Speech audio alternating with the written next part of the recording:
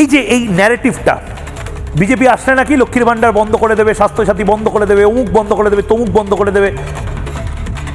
স্বরাষ্ট্রমন্ত্রী অমিত শাহ তিনি নিজে এসে এখানে বাংলায় দাঁড়িয়ে বলে দিয়েছেন যে প্রজেক্ট ছিল একটাও বন্ধ হবে না, উল্টা বাড়বে, হয়তো তার সাথে চাকরি আসবে, ডবল ডবল ফায়দা।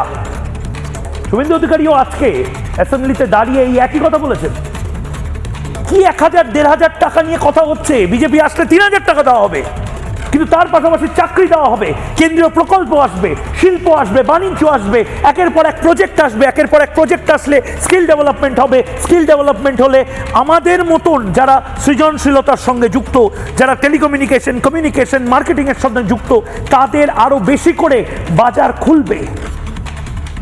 তখন আর উপাং এপাং ঝপাং কবিতার বই লিখেই রয়্যালটি নিয়েই জীবন ধারণ করতে হবে না। দেখুন শুভেন্দু অধিকারী কি বলেছে। এপ্রিল মাসে বিজেপি সরকার এলে মে মাসের ক্যাবিনেটে আমরা আপনাদেরকে 1 জুনের আগে 3000 টাকা করে আপনাদেরকে ঢুকাবো।